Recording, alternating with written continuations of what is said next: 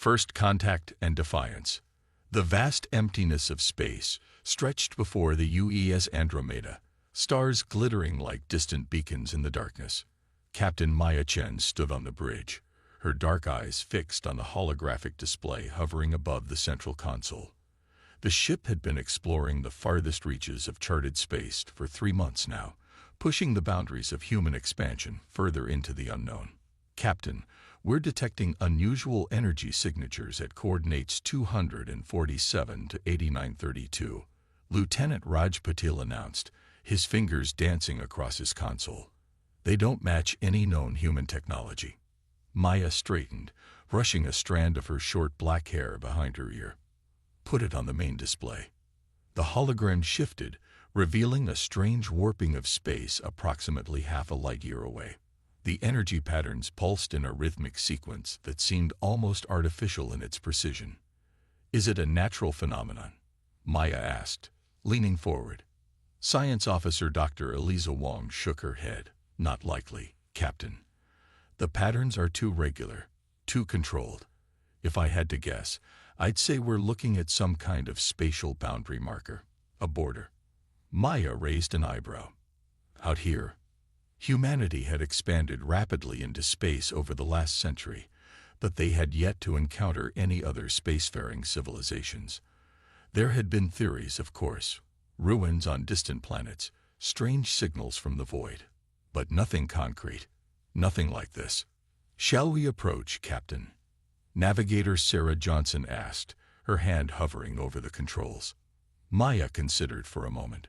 Her orders were to explore, to push the boundaries of human knowledge. If this was indeed a border of some kind, what lay beyond it? Take us in, slow approach. Keep sensors at maximum range and shields up as a precaution. The Andromeda moved forward, its fusion drives glowing the soft blue against the blackness of space. As they neared the energy distortion, the ship's sensors began picking up more details. Captain, I'm detecting ships on the other side of the boundary, Raj reported, his voice tense. Multiple vessels, significantly larger than the Andromeda. Maya felt a chill run down her spine. First contact. After centuries of searching the stars, humanity might finally have found neighbors in the cosmic wilderness. Are they moving toward us? Yes, ma'am. 3 vessels have altered course to intercept. Their speed suggests advanced propulsion technology. Maya nodded, keeping her expression calm despite the adrenaline coursing through her veins. All hands to alert status. Open a channel on all frequencies and prepare first contact protocols. The bridge crew moved with efficient precision, each member trained for this moment despite its unlikelihood. The Andromeda was primarily an exploration vessel, but like all ships in the United Earth Fleet, it carried defensive capabilities. Channel open, Captain. Communications Officer Lai Wei announced. Maya straightened her uniform and stepped into the center of the bridge. This is Captain Maya Chen of the United Earth ship Andromeda. We are an exploration vessel from Earth, approaching in peace. We seek communication and mutual understanding. For several tense moments, there was no response. Then the main screen flashed, and an alien face appeared. The being had elongated features, with pale green skin that seemed almost translucent. Its eyes were large and entirely black, lacking visible pupils. A ridge of small bone-like protrusions ran from the top of its head down to where a human nose would be, and its mouth was a thin line that barely moved as it spoke. Human vessel, the alien said in perfect English, making Maya's eyes widen in surprise. You have violated the sovereign territory of the galactic hegemony. This sector has been under hegemony control for 12,000 stellar cycles. Your presence is unauthorized and illegal. Maya maintained her composure, though questions raced through her mind. How did they know English? How long had they been observing humanity? We apologize for any inadvertent violation, she replied diplomatically. We were unaware of your presence or your territorial claims. We are explorers seeking peaceful contact with other civilizations. The alien's expression remained unchanged, but something in its posture seemed to stiffen. The hegemony has been aware of your species for some time. Your primitive technological development did not warrant formal contact. Until now, you have remained within your designated developmental zone. Maya felt a flash of indignation at the dismissive tone, but she kept her voice level. We would be interested in establishing diplomatic relations with the hegemony. Perhaps we could arrange a formal meeting. That will not be necessary, the alien replied. You will return to your developmental zone immediately. The hegemony does not negotiate with lesser species.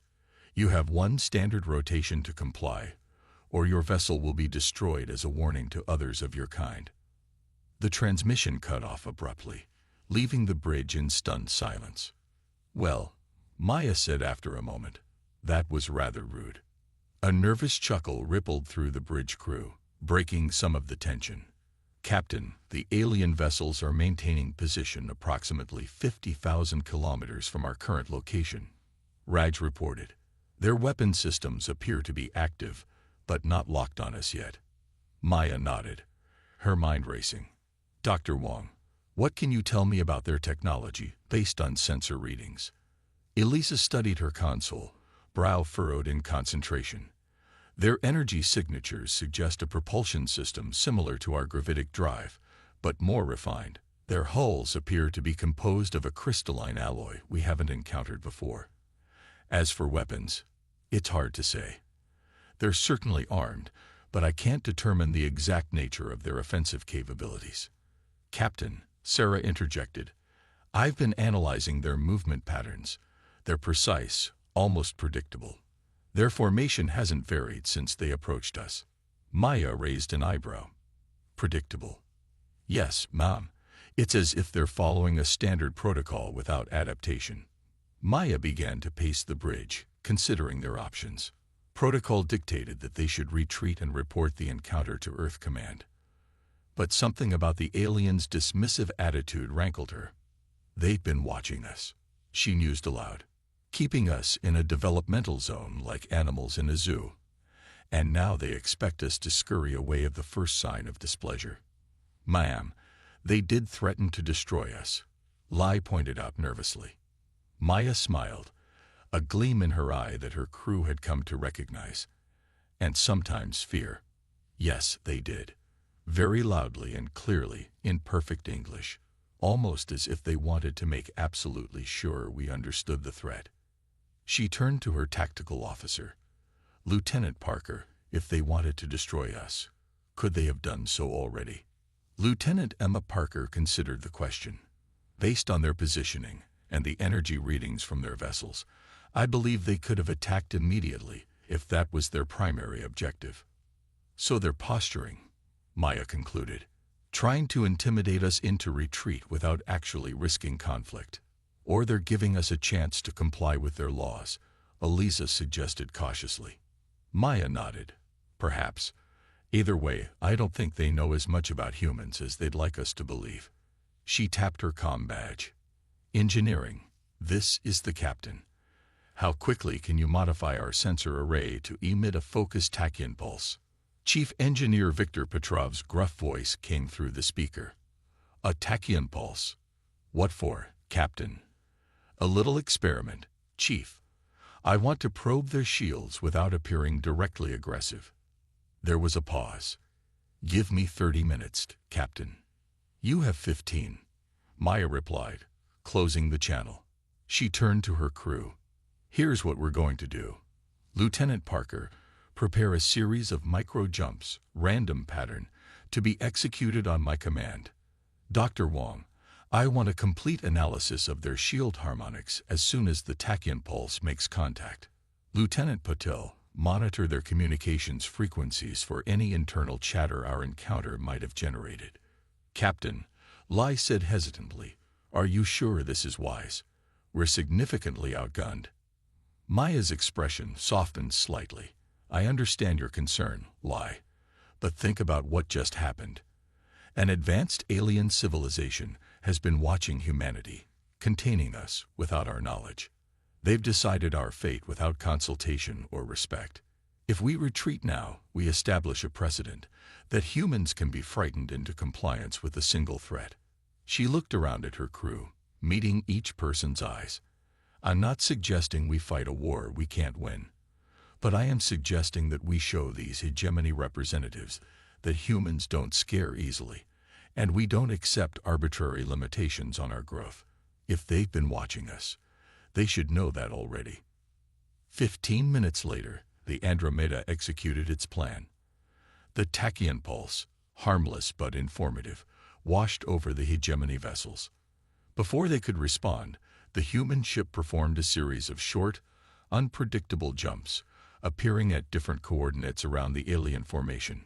Their shields are adapting, Dr. Wong reported excitedly.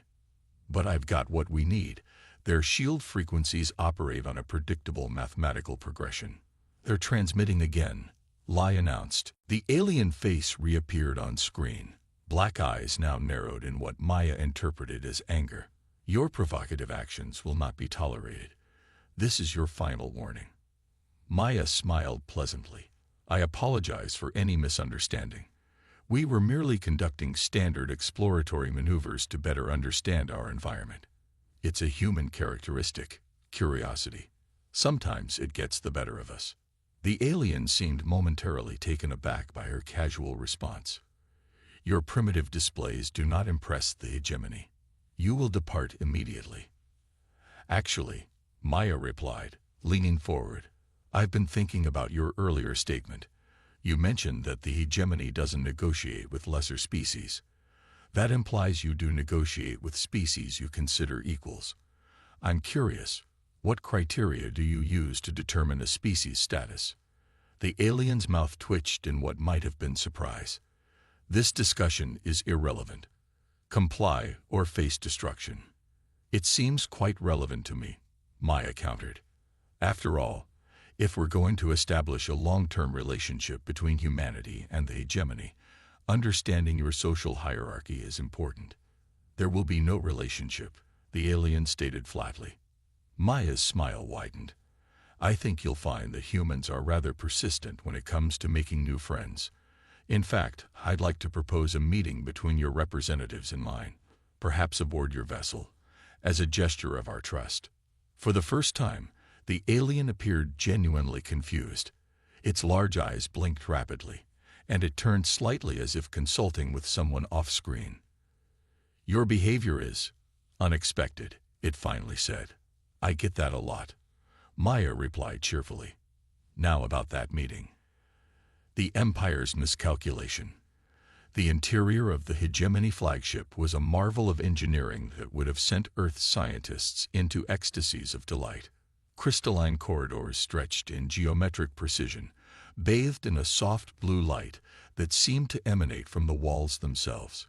Captain Maya Chen walked with confident strides, flanked by two of her officers, Dr. Eliza Wong and Lieutenant Emma Parker, and surrounded by a contingent of hegemony guards. The aliens, who had identified themselves as the Vraks, moved with a fluid grace that belied their tall, slender frames. Their translucent skin revealed shadowy outlines of complex internal organs, unlike any terrestrial biology. Maya found herself fascinated by the subtle variations in their ridge patterns, apparently an indicator of rank within their rigid social hierarchy. Your vessel will remain under surveillance during these discussions, stated their escort, a Vrax who had introduced himself as Sub-Commander Nextfall. Any attempted communications or movements will result in immediate termination of this meeting. Understood, Maya replied pleasantly. Though I assure you, my crew has strict orders to behave themselves. What she didn't mention was that those orders included a specific contingency plan that had been rapidly developed during the 4 hours it had taken for the hegemony to decide whether to accept her proposal for a meeting. They were led into a vast chamber dominated by a circular platform surrounded by tiered seating. Maya recognized the setup immediately. This was not a meeting room but a judgment hall. The hegemony had no intention of negotiating. They meant to deliver a formal censure. At the highest tier sat a Vrax whose head ridges were adorned with metallic ornaments that caught and refracted the light. Beside this figure sat several others with similarly decorated but less elaborate ridges. The High Executor will now address the human delegation, Nextfall announced, gesturing for Maya and her officers to stand on the central platform. Maya complied, but rather than adopting the submissive posture the Vrax clearly expected, she stood tall, hands clasped behind her back in a relaxed military stance. The High Executor spoke, his voice deeper and more resonant than the other Vrax they had encountered. Captain Maya Chin of Earth, you stand before the Judgment Council of the Galactic Hegemony. For 12,000 stellar cycles, the hegemony has maintained order among the stars. Lesser species are permitted development within controlled parameters to prevent chaos and destructive expansion. Maya listened politely, noting the way the High Executor emphasized certain words, the subtle shift in his posture when he mentioned controlled parameters. The Vrax were revealing more than they realized with every statement. Humanity has been designated a Category 3 developmental species, the High Executor continued. Your technological advancement is monitored to ensure it does not disrupt the greater galactic balance. Your presence beyond your designated zone is a violation of Hegemony Directive 5291. I see, Maya said when he paused. And may I ask when this designation was decided, and by whom? The High Executor blinked, those large black eyes narrowing slightly. The designation was established 400 stellar cycles ago by the Classification Council, following standard observational protocols. 400 years, Maya mused. That would be around the time of our Industrial Revolution. Then, interesting timing. She took a step forward, causing the guards to tense. High Executor, I appreciate your willingness to meet with us. However, I believe there's been a fundamental misunderstanding about humanity's current status. She gestured to Dr. Wong, who produced a small holographic projector. Before the guards could intervene, Wong activated it, displaying a complex three-dimensional model of what appeared to be the Vrax flagship.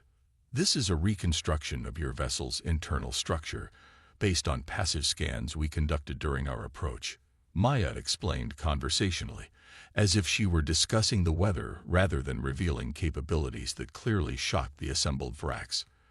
We've identified your primary power distribution nodes, propulsion systems, and what we believe to be your central computational nexus. The chamber erupted in hisses and clicking sounds as the Vrax counselors conferred frantically with each other. The High Executor raised a six-fingered hand, restoring order. Such scanning would be impossible with your level of technology, he stated, though his tone held a note of uncertainty. Maya smiled.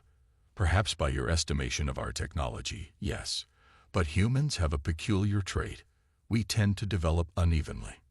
While we might lag behind in some areas, we often surge ahead unexpectedly in others. She nodded to Lieutenant Parker, who stepped forward. We've also analyzed your shield harmonics, Parker stated, her voice clear and professional.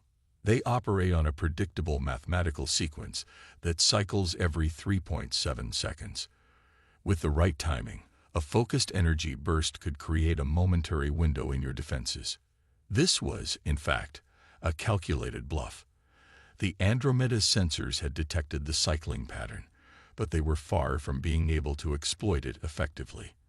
However, the reactions of the Vrax counselors, their rapid blinking, and the way several reached for communication devices, told Maya that her officers had hit uncomfortably close to the truth. Is this a threat? The High Executor demanded, rising from his seat. Maya kept her expression mild. Not at all. It's an exchange of information between potential allies. You've been studying us for centuries. It seems only fair that we share some observations of our own. She paused, letting the tension build before continuing. High Executor, the hegemony has clearly established an impressive interstellar civilization. We admire your achievements. However, your assessment of humanity is based on outdated information. In the last century alone, our technological development has accelerated exponentially. As if on cue, her communication device chimed. Maya had set this up before leaving the Andromeda, a perfectly timed interruption that would add weight to her next statement. Ah, it seems our reinforcements have arrived, she said, making a show of checking the device. You see, When we realized we might have encountered an advanced civilization, we sent a quantum entanglement message to Earth. Standard procedure, you understand. This was true, though the reinforcements were still days away. The Andromeda had indeed sent a message using humanity's newest communication technology, one that the hegemony might not have known humans possessed. The High Executor's composure cracked slightly. Quantum entanglement communication is a restricted technology. Category 3 species are not permitted. Yes, about that classification. Maya interrupted smoothly. I believe it requires revision. Humanity hasn't been confined to our solar system for nearly 70 years now. We have colonies on 17 extrasolar planets and mining operations in 26 star systems. She gestured around the chamber. We don't seek conflict with the hegemony. In fact, we see tremendous potential for mutual benefit through diplomatic and trade relations, but those relations must be based on mutual respect, not arbitrary restrictions based on outdated assessments. A new voice spoke from one of the lower tiers, a female Vrax with elaborate mathematical patterns etched into her head ridges. High Executor, logic suggests we should reevaluate. If the humans possess quantum entanglement communication and advanced scanning capabilities, they have already surpassed several Category 2 civilizations. The High Executor's ridge patterns darkened in what Maya interpreted as displeasure. Counselor Tevron, this is not the appropriate forum for... Actually, Maya interjected, I find Counselor Tevron's perspective refreshing. Perhaps she would be an excellent liaison for establishing formal diplomatic relations between our peoples. This calculated statement had the desired effect of creating visible division among the counselors. Several nodded in agreement while others bristled at the human's presumption. Before the High Executor could respond, alarms began blaring throughout the chamber. A Vrax officer hurried in, approaching the High Executor and speaking rapidly in their native language. A series of clicks, hisses, and modulated tones. Maya maintained her composed expression, though internally she was concerned. This wasn't part of her plan. The High Executor rose, his black eyes fixed on Maya. 3 vessels have emerged from faster-than-light travel at the border of this sector. They claim to be human ships responding to a distress call from the Andromeda. Maya couldn't hide her surprise. The reinforcements shouldn't have arrived for at least another 5 days. Either Earth Command had developed even faster ships than she knew about, or someone else had been monitoring this region of space. Seizing the opportunity, she nodded as if this were exactly what she'd expected.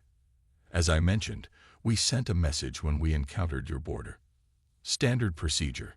These vessels are significantly larger than yours, the High Executor stated, a note of accusation in his voice.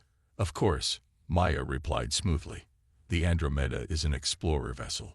When potential first contact situations arise, we send more substantial ships to ensure proper diplomatic representation. This was complete improvisation, but Maya knew better than to show uncertainty. Whatever ships had arrived, they were claiming to be human, and that was enough for now. The High Executor conferred briefly with several counselors before turning back to Maya. This council will recess to assess this development. You will be escorted to a waiting area. As they were led from the chamber, Dr. Wong leaned close to Maya. Captain, what's going on? Earth couldn't possibly have responded this quickly. I know, Maya murmured. Either someone's pretending to be us, or we have friends we didn't know about. The waiting area turned out to be a luxurious but clearly monitored suite. As soon as they were alone, Maya gathered her officers close. Options? She asked quietly. If those ships are hostile and masquerading as human, we could be caught in the crossfire, Lieutenant Parker pointed out. Dr. Wong nodded. On the other hand, if they are human, perhaps from a classified military program, their arrival dramatically strengthens our negotiating position. Maya considered both possibilities. I think we proceed as if they're friendly until proven otherwise. The hegemony's reaction tells me they're concerned. They didn't immediately dismiss these new arrivals as a threat they could easily handle. 3 hours later, They were summoned back to the council chamber. The atmosphere had changed noticeably. Where before there had been dismissive arrogance, now there was cautious assessment. The High Executor spoke without preamble. "Captain Chen, we have communicated with the commander of your reinforcement vessels. Their technological capabilities exceed our initial assessment of human development. The Hegemony Classification Council has been convened to reassess humanity's status." Maya nodded, maintaining her diplomatic demeanor while internally celebrating this shift.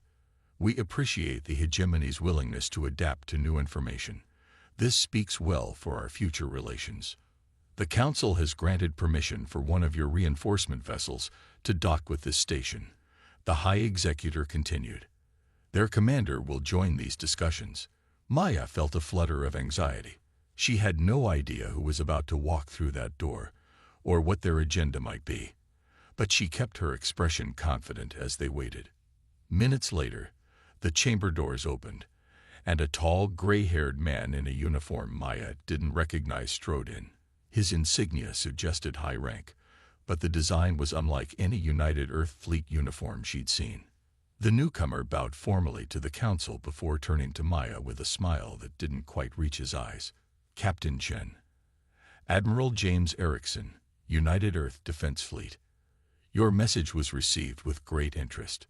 Maya managed to hide her confusion. There was no United Earth Defense Fleet, at least not officially, but she recognized a cue when she heard one. "Admiral," she acknowledged with a crisp nod. "Thank you for your prompt response." Erickson turned to address the council. "High Executor, members of the Hegemony Council, I bring greetings from Earth. While we regret the circumstances of our first official contact, we look forward to establishing peaceful relations between our civilizations." What followed was a masterclass in diplomatic negotiation.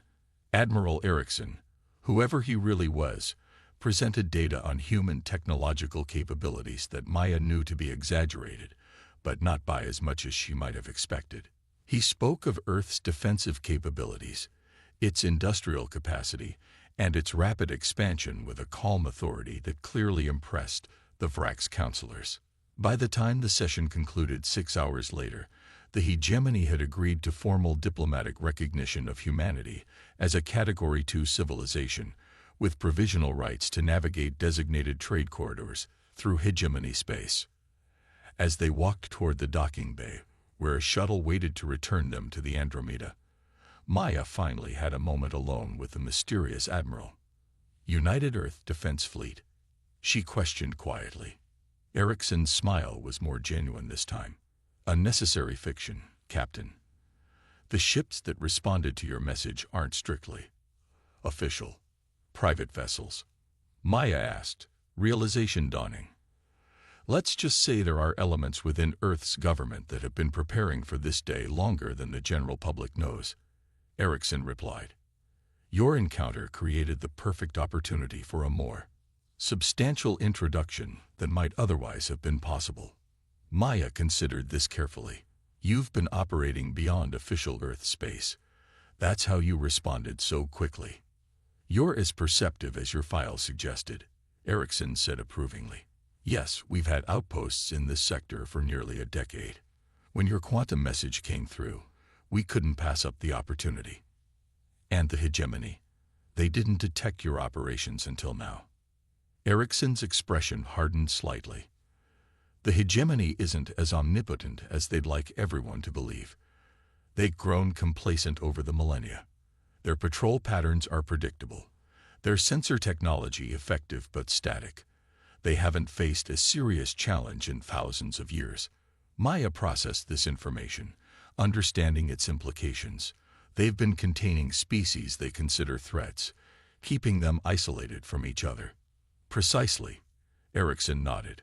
"But humanity has never responded well to containment.